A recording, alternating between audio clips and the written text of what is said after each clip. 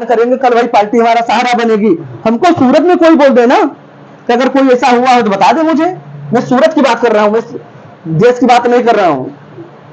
और लोग मोदी और योगी की बातें क्यों करते हैं फिर?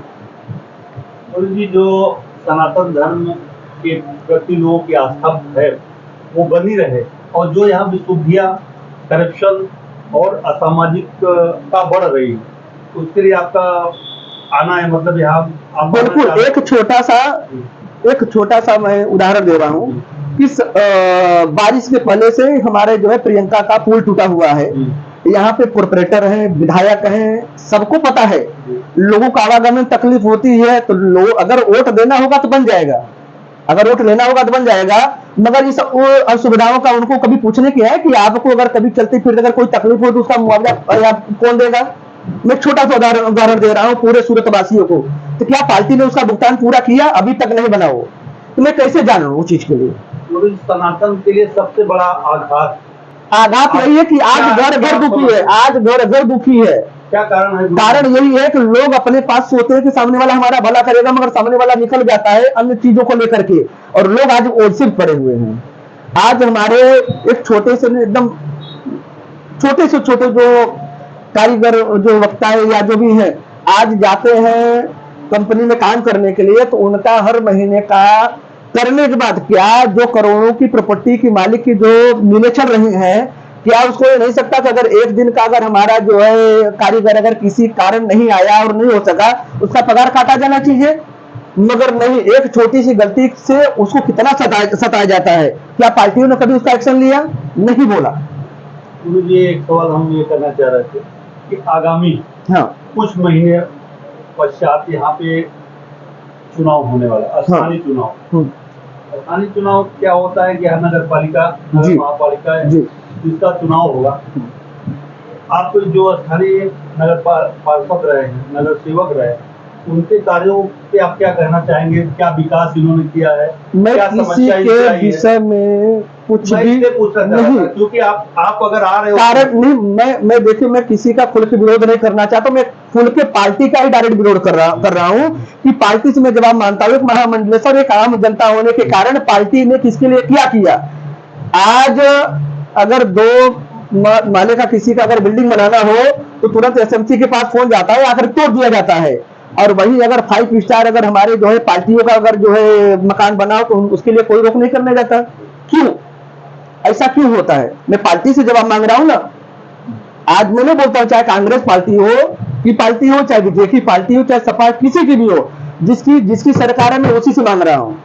यहाँ पे स्थानीय जो नेता हैं उनसे आप संतुष्ट नहीं हैं? हम किसी पार्टी से संतुष्ट नहीं हैं। हम आम नागरिकों को देख करके, क्योंकि हमारा काम है घर घर जा करके धर्म करना, हम किसी से संतुष्ट नहीं। मैं पूछना चाह रहा था कि जो आप शासन से तो नहीं संतुष्ट है, प्रशासन जो प्रशासनिक क्रियाकलाप है, जो लोगों के हित की बात होती है, जैसे यहाँ के स्थानीय मुद्दे हैं, लोगों के आवागमन के साधन, बिल्कुल पहला आवागमन के साधन जो पर प्रांतीय आते हैं उनको जाने का साधन, यहाँ पे स्थानीय जो साफ सुथरी सोसाइटियाँ, जो मैं कह रहा हूँ जो साफ सुथरी सोसाइटियाँ नंबर 1 गुजरात है स्वच्छता में, देश में इसकी कुछ नंबर पे आता है।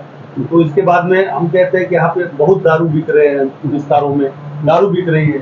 इसके साथ साथ और भी समस्या लोगों की हो रही है, पर प्रांतियों के लिए, हिंदुत्व के लिए, सनातन के लिए, उस पर क्या करना चाहेंगे? एक ही शब्द बोलूंगा, हमारा गुजरात जो कहते हैं कि शराब बंद है, मगर बंद कहाँ है? खाली हमको यही जवाब दे दो। मैं खाली एक ही कागज पे बंद दिखाई दे रहा है। क्यों?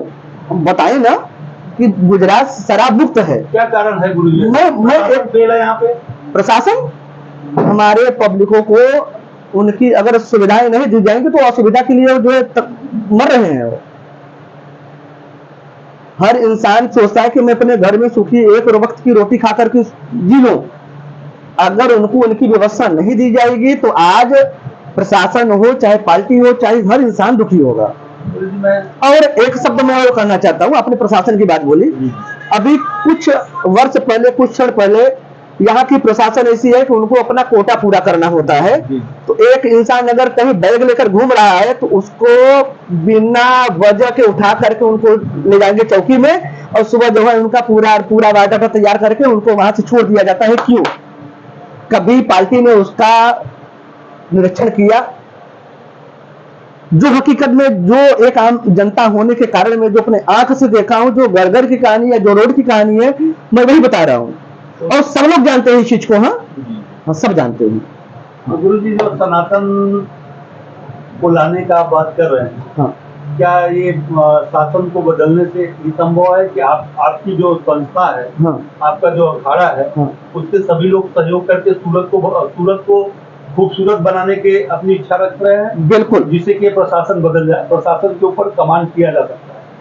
ये जो समस्याएं हैं, जो करप्शन है, जो भ्रष्टाचार है, जो असुविधाएं हैं, आगामी चुनाव से ही आपकी संस्था इसमें कुछ कार्य करने जा रही है, या तो अभी आगामी विधानसभा या नहीं, आगामी विधानसभा से, विधानसभा से। तो अभी जो आगामी चुनाव यहाँ स्थानीय होने वाला है, हाँ, ये संस्था इसमें कुछ आगे आकर के लोगों के लिए कुछ सारी चीजें करने जा रही है, सनातन का कुछ ऐसा है कि देखिए, सब बदलने से पहले अपने आप को बदलना पड़ेगा।